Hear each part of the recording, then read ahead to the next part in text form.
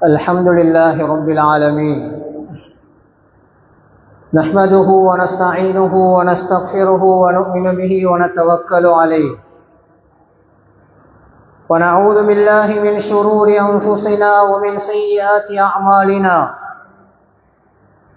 من يهده الله فلا مضل له ومن يضلله فلا هادي له وأشهد أن لا إله إلا الله وحده لا شريك له وأشهد أن محمدًا عبده ورسوله اللهم صل على سيدنا ونبينا ومولانا محمد وعلى آله وصحبه أجمعين أما بعد فقد قال الله تعالى في القرآن الكريم أعوذ بالله من الشيطان الرجيم بسم الله الرحمن الرحيم يا أيها الناس اتقوا ربكم الذي خلقكم من نفس واحدة وخلق منها زوجها وبث منهما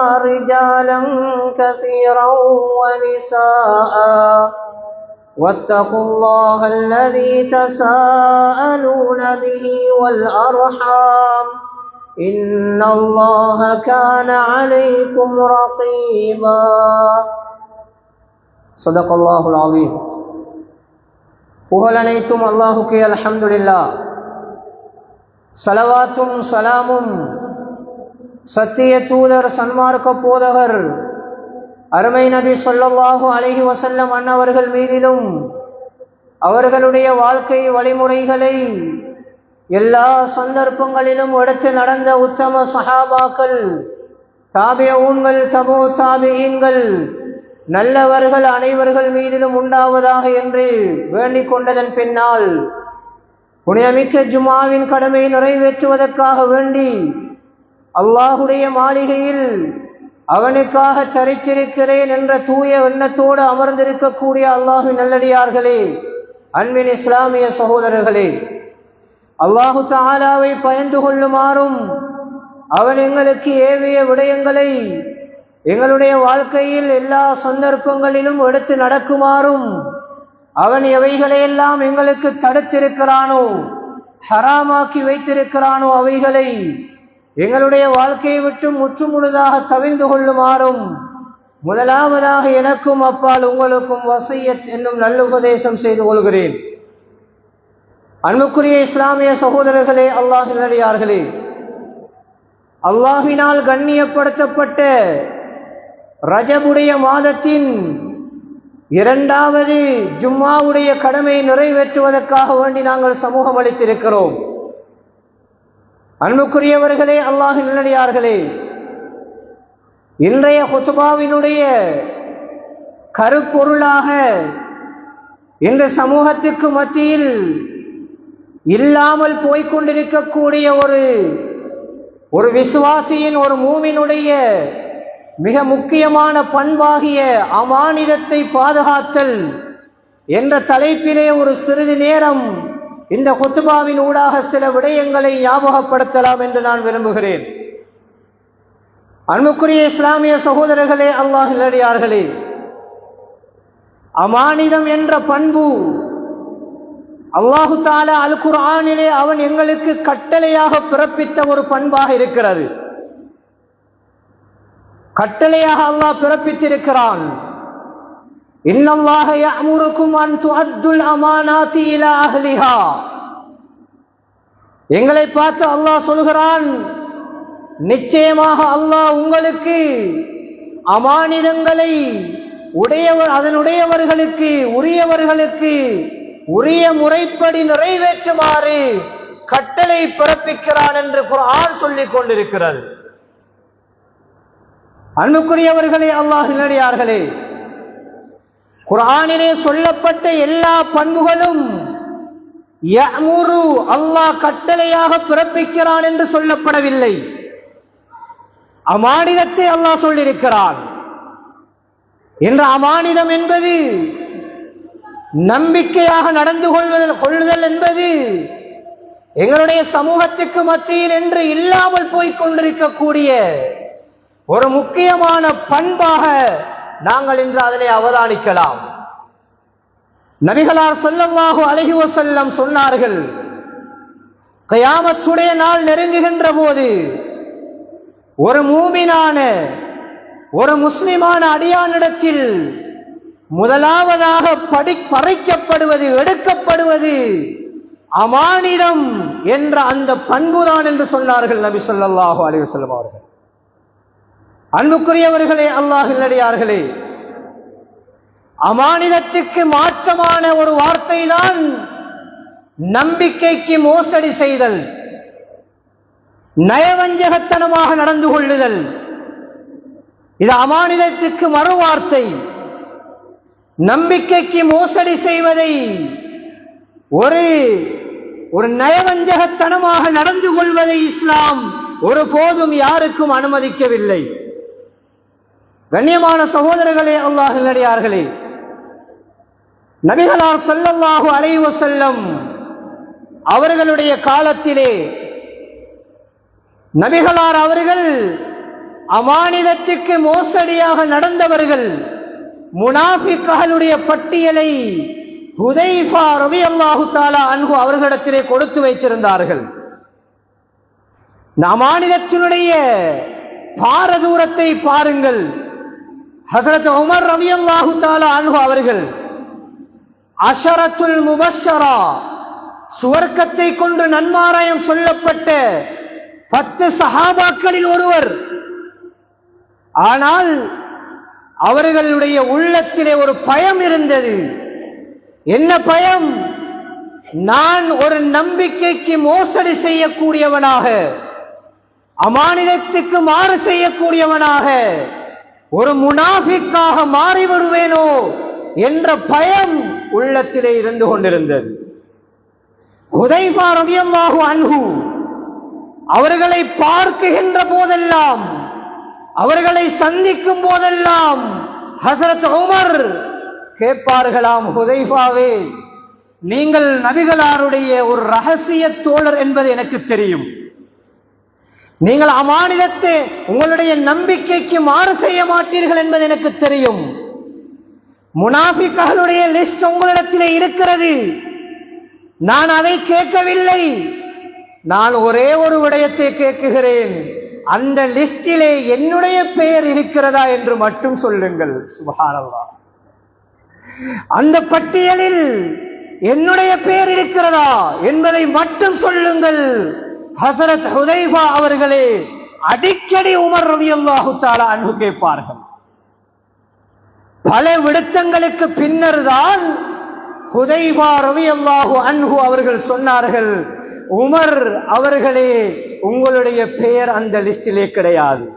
சுப்ஹானல்லாஹ்.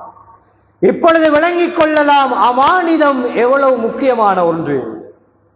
அமானிதம் எப்படி முக்கியமான ஒரு விடயம். மூமின்களுடைய பண்புகளை பற்றி அல்லாஹ் குர்ஆனிலே சொல்கிறார். மூமின்கள் என்றால் யார்?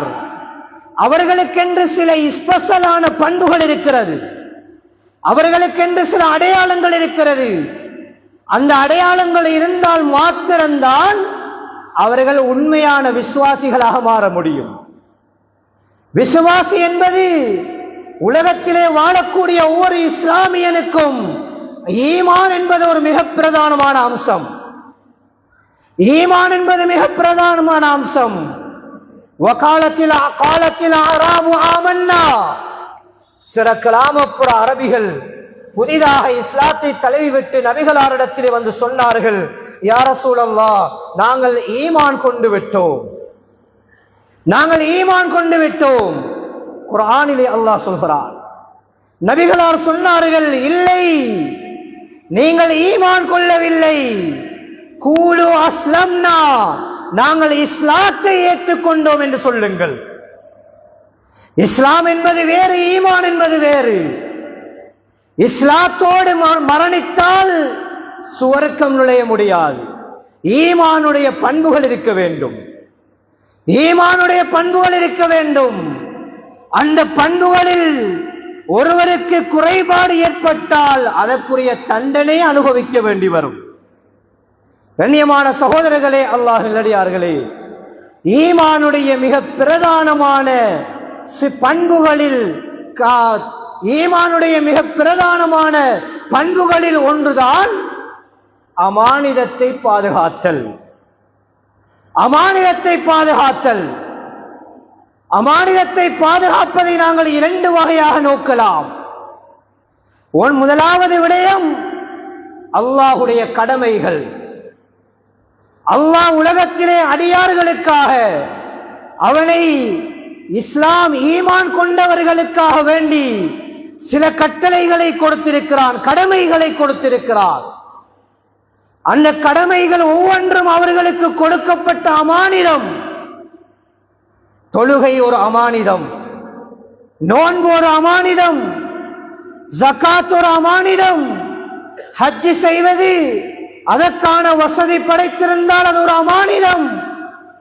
கண்ணியமான சகோதரர்களே, ஹராம் ஹலால் பேணுவது ஒரு அமானிதம். அல்லாஹுடைய கடமைகள் ஒவ்வொன்றும் அமானிதமாக கொடுக்கப்பட்டிருக்கிறது. ஒருவர் தொழுகையிலே குறைபாடு செய்கிறார், ஆனால் அவர் முஸ்லிம், பேர் முஸ்லிம், தொழுகையில் குறைபாடு என்றால் அவரிடத்திலே அமானிதம் கிடையாது. ஒருவர் நோன்பிலே குறைபாடு செய்கிறார், நோன்பை நோட்பதற்கான வசதிகள் இருக்கிறது, உடம்பிலே சக்தி இருக்கிறது, ஆனால் நோன்பு பிடிப்பதில்லை, கடமையான நோன்பிலே குறைபாடு என்றால் அவர் அமானிதத்துக்கு மோசடி செய்கிறார். ஒருவரிடத்திலே வசதி இருக்கிறது, அவர் ஹஜ் செய்ய முடியும், உடம்பிலே சக்தி இருக்கிறது, பொருளாதார வசதி இருக்கிறது, ஆனால் அடுத்த வருடம் என்று அவர் பிற்படுத்திக் கொண்டு செல்கிறார் என்றால், கண்ணியமானவர்களே, அமானிதத்துக்கு மோசடி செய்கிறார். நாங்கள் நினைத்துவிடக் கூடாது, அமானிதம் என்பது ஒருவர் ஒரு பொருளை எங்களுக்கு தந்துவிட்டால் அதை உரிய முறையில் பாதுகாத்து திரும்ப அவரிடத்திலே ஒப்படைப்பது மாத்திரம்தான் அமானிதம் என்று விளங்கிக் கொள்ளக்கூடாது. அது மாத்திரமல்ல அமானிதம், அல்லாஹுடைய ஒவ்வொரு கடமைகளும் அமானிதம்தான். பேரிலே அப்துல்லா, முஹம்மத், அபுல் காசிம் அழகான பேர்களை சூட்டியிருக்கலாம், ஆனால் அவரிடத்திலே தொழுகை இல்லையா? அவர் நயவஞ்சகர், அவர் நயவஞ்சகர், முனாஃபிக். அவரிடத்திலே நோன்பு இல்லையா? அவரிடத்திலே அமானிதம் என்ற தன்மை கிடையாது, அவர் ஒரு முனாஃபிக்காக இருக்கிறார். அன்புக்குரியவர்களே, அல்லாஹ் நல்லடியார்களே, இது முதலாவது அம்சம். இரண்டாவது ஒரு விடயம் இருக்கிறது, அடியார்களுடைய கடமைகள், அடியார்களுடைய விடயங்கள். ஒரு கணவன் தன்னுடைய மனைவி, பிள்ளைகள், அவனுக்கு கிடைக்கப்பட்ட ஒரு அமானிதம், அதை அவர் சரியாக பேண வேண்டும். ஒரு கடை முதலாளி இருக்கிறார், அவருக்கு அல்லாஹ் அந்த கடையை, வியாபார ஸ்தலத்தை ஒரு பாக்கியமாக கொடுத்திருக்கிறான். அவருக்கு கீழே வேலை செய்பவர்கள், அந்த தொழில் அவருக்கு ஒரு அமானிதம், அதை சரியாக நிறைவேற்ற வேண்டும். கண்ணியமானவர்களே, அல்லாஹ் நல்லடியார்களே, சிலர்களுக்கு பதவிகளை அல்லாஹ் கொடுத்து வைத்திருக்கிறான். சிலர் வைத்தியர்களாக, சிலர் இன்ஜினியர்களாக, சிலர் அரசாங்க உத்தியோகத்தர்களாக, சிலர் ஆசிரியர்களாக. ஒவ்வொரு பதவிகளும் நாங்கள் நினைத்துவிடக் கூடாது, இது நாங்களாக தேடியவை அல்ல. அல்லாஹ் எங்களுக்கு வழங்கிய அறிவை, எங்களுக்கு வழங்கிய ஆற்றலை வைத்து நாங்கள் முயற்சி செய்து அல்லாஹ் எங்களுக்கு தந்த பதவிகள், அது எங்களுக்கு ஒரு அமானிதமாக அல்லாஹ் தந்திருக்கிறார். கண்ணியமான சகோதரர்களே, அல்லாஹ்வினடியார்களே, சிலருக்கு சில பதவிகள் கிடைத்து விட்டால் அவர்களை பிடிக்க முடியாது. அவர்கள் வேறொரு உலகத்திலே இருப்பது போன்று அவர்களுடைய நினைப்பு. சரியாக பேசுவதில்லை, சலாம் சொல்வதில்லை, அவர்கள் வேறொரு உலகத்திலே இருக்கிறார்கள். ஏன்? நான் ஒரு பெரிய அந்தஸ்திலே உள்ளவன், நான் ஒரு அரசாங்க உத்தியோகத்தர், நான் இன்ன பதவியில் இருக்கிறேன். கண்ணியமான சகோதரர்களே, அல்லாஹ்வின் அடியார்களே, மார்க்கம் இப்படி சொல்லி தந்திருக்கிறதா?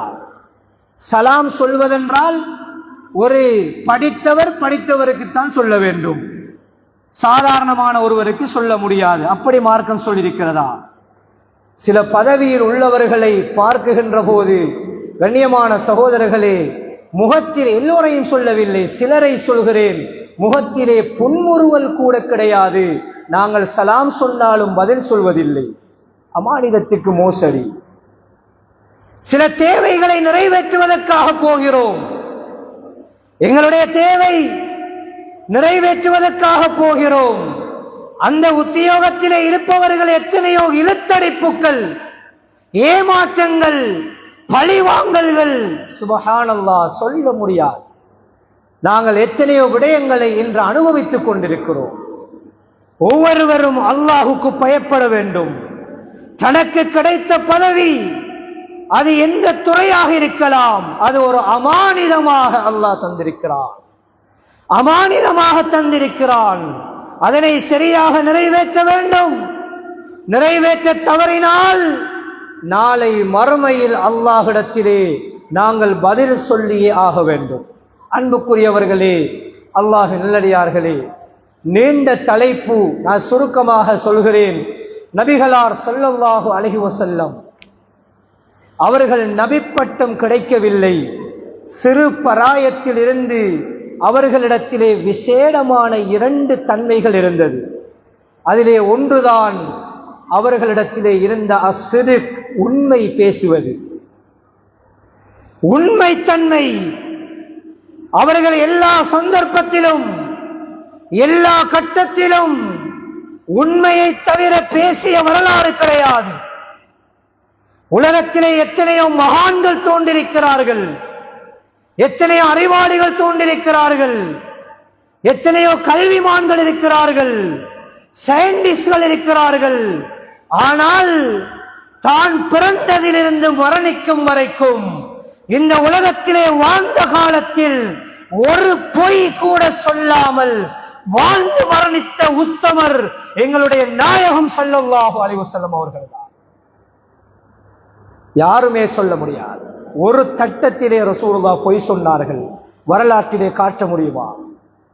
வரலாற்றிலே காட்ட முடியுமா? முடியாது சகோதரர்களே. அஸ்ஸித்க், உண்மை பேசுவார்கள்.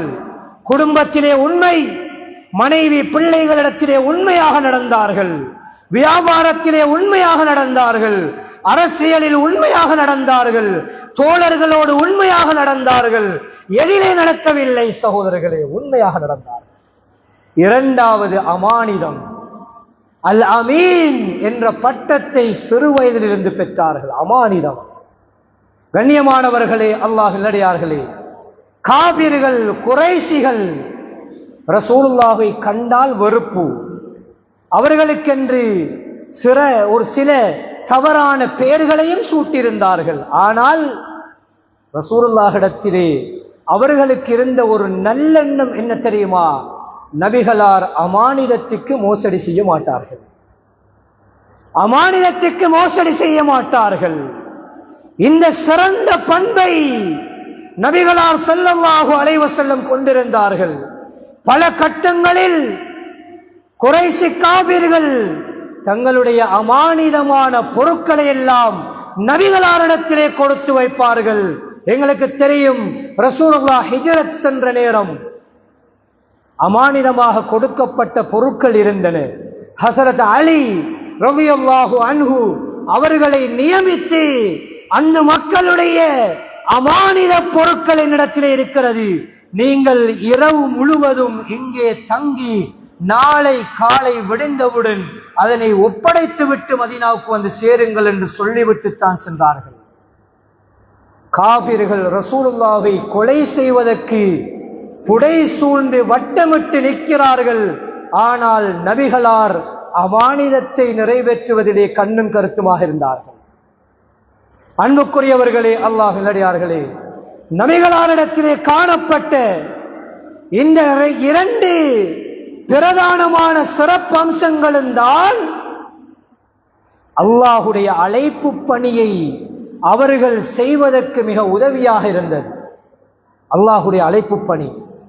கண்ணியமானவர்களே, அல்லாஹ் நல்லடியார்களே, நபிகளாருக்கு குர்ஆனுடைய வசனம் இறங்குகிறது. வஅன்திர் அஷீரத்தகல் அக்ரபீன். நபியே நாயகமே, உம்முடைய நெருங்கிய உறவினர்களுக்கு அச்சமூட்டி எச்சரிக்கை செய்யுங்கள். உலகத்திலே பகிரங்கமாக இஸ்லாத்தை எட்டி வைப்பதற்காக இறக்கி வைக்கப்பட்ட முதலாவது வசனம் இதுதான். நபிகளார் குடும்பத்தை அழைத்து அல்லாஹுடைய கட்டளை ஏற்றி வையுங்கள். ரசூலுல்லாஹ் குடும்பத்தார்களை அழைக்கிறார்கள். ஸஃபா என்ற மலையடிவாரத்திலே, மக்காவிலே இருக்கக்கூடிய அந்த மலையடிவாரத்திலே ஒன்று சேர்க்கிறார்கள். ஒன்று சேர்த்து முதலாவது சொன்ன வார்த்தை என்ன தெரியுமா? நபிகளார் அல்லாஹுவை பற்றி பேசவில்லை, மறுமை நாளை பற்றி சொல்லவில்லை, குர்ஆனை பற்றி சொல்லவில்லை. முதலாவது சொன்ன வார்த்தை, இந்த மலைக்கு பின்னால் காபிர்கள், எதிரிகளின் ஒரு கூட்டம் உங்களை தாக்குவதற்காக வருகிறார்கள் என்று நான் சொன்னால் நீங்கள் நம்புவீர்களா என்று கேட்டார்கள். மலைக்கு பின்னால் உங்களை தாக்குவதற்காக எதிரிகளின் ஒரு கூட்டம் வருகிறார்கள் என்று நான் சொன்னால் நீங்கள் நம்புவீர்களா என்று கேட்டார்கள். கண்ணியமான சகோதரர்களே, இருந்தவர்கள் எல்லாம் சொன்னார்கள், ஆம் நாங்கள் நம்புவோம். ஏன்? ரசூலுல்லாஹிடத்திலே அமானிதம் இருந்தது, உண்மை இருந்தது. பொய் சொல்ல மாட்டார்கள், ஏமாற்ற மாட்டார்கள். நம்பிக்கை இருந்தது அந்த காபிர்களுக்கு. இந்த தகைமையை முன்வைத்துத்தான் ரசூலுல்லாஹ் அதற்கு பின்னால் சொல்கிறார்கள், நான் உங்களுக்கு நபியாக அனுப்பப்பட்டிருக்கிறேன், மறுமை நாள் உங்களுக்கு முன்னால் இருக்கிறது, அல்லாஹ் ஒருவனை வணங்க வேண்டும் என்ற அழைப்பு பிரச்சாரத்தை முன்வைக்கிறார்கள். அன்புக்குரியவர்களே, அல்லாஹ் நல்லடியார்களே, கவலையான விடயம் என்ன தெரியுமா? இன்று எங்களுக்கு மத்தியில் இந்த 2 பண்புகளும் அப்படியே இல்லாமல் போய்விட்டது. அஸ்ஸித்க் என்ற உண்மைத்தன்மை, அமானிதத்தை பாதுகாக்கின்ற தன்மை, இந்த 2ம் எங்களுக்கு மத்தியில் அப்படியே இல்லாமல் போய்விட்டது. முழு உலகத்திலும் அமானிதத்தையும் உண்மைத்தன்மையையும் பேசக்கூடிய ஒரு வியாபாரி, ஒரு வியாபார பசாரை உருவாக்கி காட்ட முடியுமா என்றால் இங்கு அது ஒரு பெரிய ஒரு கேள்விக்குறியாகத்தான் இருக்கிறது. முஸ்லிம் ஊர்களிலும் இல்லை, ஏனைய ஊர்களிலும் இல்லை. உண்மையாக நம்ம அமானிதத்தோடு வியாபாரம் செய்யக்கூடிய வியாபாரிகள் எத்தனை பசார்களை காட்ட முடியுமா? கண்ணியமான சகோதரிகளே, கேள்விக்குறிதான். எனவேதான் அமானிதம் என்பது ஒரு முக்கியமான பண்பு. இஸ்லாத்திலே ஒரு மூமினிடத்திலே காணப்படக்கூடிய மிக பிரதானமான பண்பாக அல்லாஹ் வைத்திருக்கிறார். எனவே அந்த பண்பை எங்களுடைய வாழ்க்கையிலே நாங்கள் கடைபிடிக்க வேண்டும். அதை பேணுகின்ற போது நாங்கள் ஒவ்வொருவரும் நாளை மறுமையில் சுவர்க்கத்திலே நுழைவதற்கு அது பெரிய ஒரு காரணமாக அமையும். எனவே எல்லாம் வல்ல அல்லாஹ் நம் அனைவருடைய பாவங்களையும் மன்னித்து அவனால் பொருந்திக் கொள்ளப்பட்ட நல்லடியார்கள் கூட்டத்திலே சேர்த்தல்வானாக. வாஹிர் தஅவானா அனில் ஹம்துலில்லாஹி ரப்பில் ஆலமீன். அல்ஹம்துலில்லாஹ் நஹ்மதுஹு வ நஸ்தஈனுஹு வ நஸ்தக்ஃபிருஹு வ நு'மினு பிஹி வ நதவக்கலு அலைஹி ونعوذ بالله من شرور أنفسنا ومن سيئات أعمالنا من يهده الله فلا مضل له ومن يضلله فلا هادي له وأشهد أن لا إله إلا الله وحده لا شريك له وأشهد أن محمدا عبده ورسوله اللهم صل على سيدنا محمد وعلى آله وصحبه أجمعين أما بعد فيا عباد الله أوصيكم ونفسي أولا بتقوى الله اتقوا الله تعالى حق تقاته ولا تموتن إلا وأنتم مسلمون فقد قال الله تعالى في القرآن الكريم وهو أصدق القائلين فإذا قرأت القرآن فاستعذ بالله من الشيطان الرجيم أعوذ بالله من الشيطان الرجيم بسم الله الرحمن الرحيم والعصر إن الإنسان لفي خسر إلا الذين آمنوا وعملوا الصالحات وتواصوا بالحق وتواصوا بالصبر بارك الله لي ولكم بالقرآن الكريم ونفعني وإياكم بهدى كتابه المستقيم أقول قولي هذا وأستغفر الله لي ولكم ولسائر المسلمين من كل ذنب واستغفروه إنه هو الغفور الرحيم.